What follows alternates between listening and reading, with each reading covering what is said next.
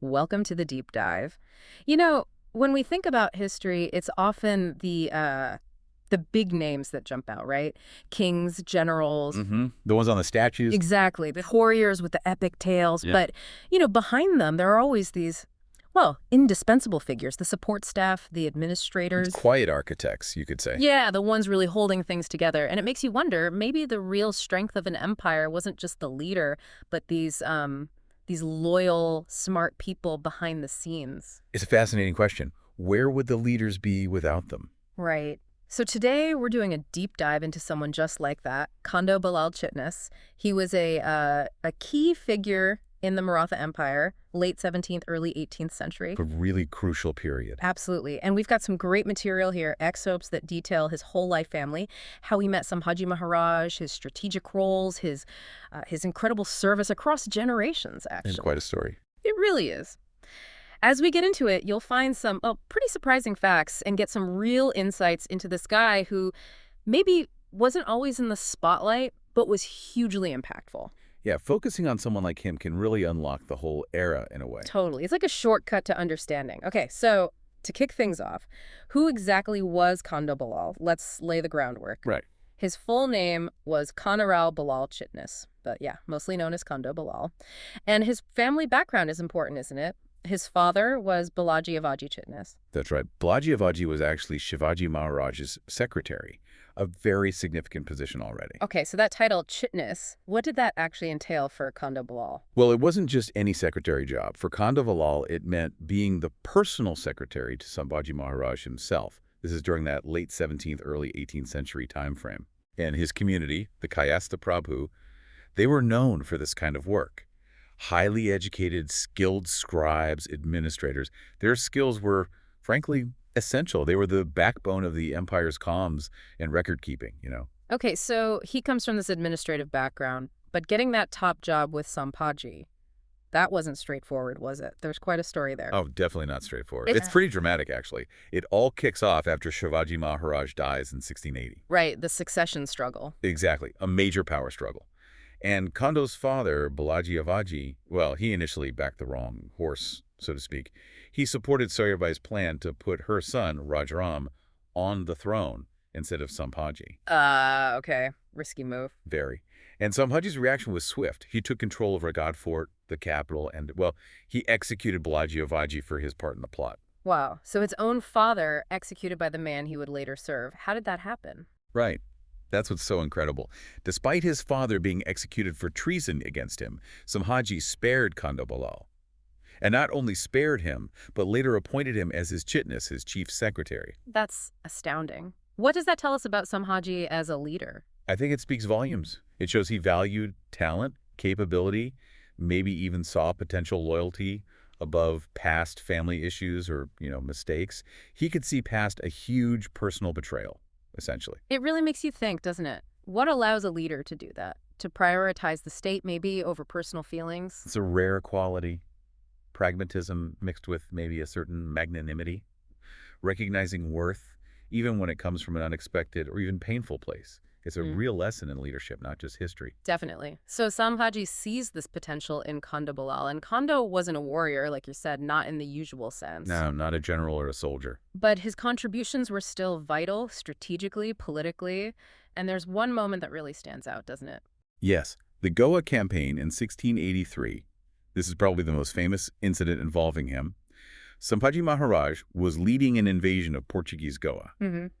And at a critical point, his horse stumbled, fell into a river, and Khando Ballal, without a second thought apparently, just jumped right in and saved Sambhaji's life. Just like that. Wow. Just like that. And that act, that moment of bravery and quick thinking, it absolutely cemented his position. From then on, he was one of the most trusted people in Sambhaji's inner circle. Completely indispensable. Okay, so that's the dramatic, life-saving moment. But let's unpack his sort of the day-to-day strategic value. What else was he doing? Right, because his influence went way beyond that one event. A huge part of his job was fort coordination and strategy. Okay, what did that involve? Well, think about it. The Maratha strength was partly in their network of hill forts. Khando Ballal was responsible for relaying sensitive orders between these forts, making sure messages got through securely, maintaining secrecy. Keeping everyone on the same page. Exactly. And coordinating with the various Maratha Sardars, the regional chiefs. He was also deeply involved in planning the actual defensive strategies, especially using these forts against Aurangzeb's huge Mughal armies. That sounds incredibly complex, especially under constant threat. It was. Meticulous planning, secure communication, absolutely vital for survival. And his loyalty must have been tested again, especially during the really tough times. The empire's darkest days, as some call them. Oh, profoundly. The absolute low point was 1689. Sambhaji Maharaj was captured by the Mughals and then tragically killed. A devastating blow. Unimaginable. What did Khando Ballal do then? He acted immediately. His focus was protecting the future of the empire. He personally escorted Queen Yasubai, Sambhaji's wife, and their young son, Shahu Maharaj, to safety. This was incredibly dangerous. Wow. And simultaneously, he was instrumental in helping Rajaram Maharaj Sambhaji's half-brother, the one his father had initially supported, ironically escape. A long, perilous journey south to Jinji Fort in Tamil Nadu. That escape to Jinji is famous. How was Khando involved specifically? This is where his personal commitment really shines. To secure the escape route, to pay for safe passage and resources, he actually gave up his own jagir. His own land. His source of income. Yes, his personal estate. He sacrificed his own wealth to ensure the continuity of the Maratha leadership. It's an incredible demonstration of commitment. He wasn't alone, mind you. He worked closely with other key figures like Prahlad Naraji and Basaji Shankar. But that personal sacrifice, it's remarkable. It really is. Giving up your own fortune for the cause. That's profound. It says so much about his dedication, not just to Sambhaji, but to the larger idea of the Maratha state. Exactly. And that's borne out by what happened next. His service didn't end with Sambhaji's death or even Rajaram's escape. He remained steadfastly loyal to the Maratha Empire itself. So he continued to serve Rajaram? Absolutely.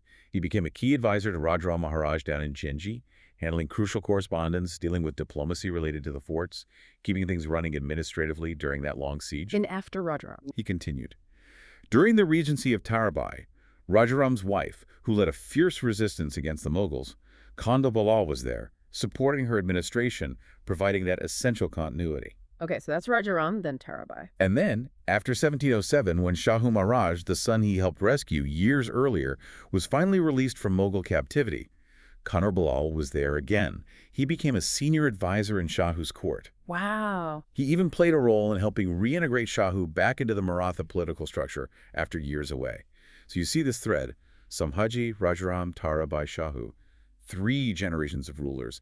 His loyalty wasn't just to one person. It was to the Swaraja, the idea of self-rule itself. Precisely. An unparalleled commitment, really, across decades of turmoil. So, if we try to summarize his major contributions, what are the key takeaways? What does his impact really boil down to? Okay, we can break it down. First, diplomacy. What? He was crucial in keeping communication lines open, maintaining unity among those often fractious Maratha Sardars. That was vital. Right, holding the coalition together. Second, fort security.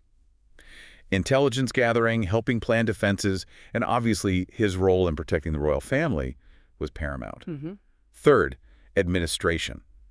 The nuts and bolts, recording court orders, handling secret affairs, drafting policies, the essential background work that keeps a state functioning. The engine room, almost. Kind of, yeah. And overarching all of this, his defining characteristic, unwavering loyalty. Loyalty despite immense personal loss. Loyalty across different regimes. People saw him as loyal, wise, brave, and just a deeply committed administrator. It really shows how crucial that unseen machinery is, doesn't it? Yeah. Competence, loyalty, decisive action behind the scenes can be just as important, maybe more so in a crisis, than the battlefield victories. Absolutely. His story is a perfect case study for that. And he passed away around 1712, is that right? After this long, incredible career spanning multiple rulers. Yes, around 1712. But his legacy didn't quite end there. Oh, how so? Well, his descendants actually carried on the family tradition, in a way. They later wrote the Chitnis Bakhar. Ah, the historical chronicle. Exactly. It's become a really important historical source for understanding Shivaji and Sambhaji's reigns. So the family's contribution to preserving Maratha history continued. That's fascinating. It adds another layer to his significance. It really does. It reinforces that statement. Khando Ballal Chitnis wasn't just a secretary. He was, you could argue, a lifeline for the Maratha Empire during its absolute darkest period. His intelligence, his courage, his steadfast loyalty, they really helped keep that dream of Swarajya alive after Sambhaji's martyrdom. Wow. This whole deep dive really highlights how looking at figures like Khando Ballal, people operating, behind the main stage, gives you such a richer understanding of history. They might not have the loudest stories, but their impact is undeniable. It's amazing how focusing on one person like this can just, well, illuminate an entire era. It really can. Khando Ballal's career, it was all about that quiet competence, wasn't it? That unwavering loyalty, and then bang, decisive action when it was absolutely needed, like giving up his own land. It makes you wonder, doesn't it? What is it about these unsung heroes that makes them so vital? And how many others are there, other lifelines in history whose stories we haven't fully heard or appreciated yet? What stands out to you about how one person, in what looks like a secondary role, can genuinely shape the fate of an entire empire? Makes you think.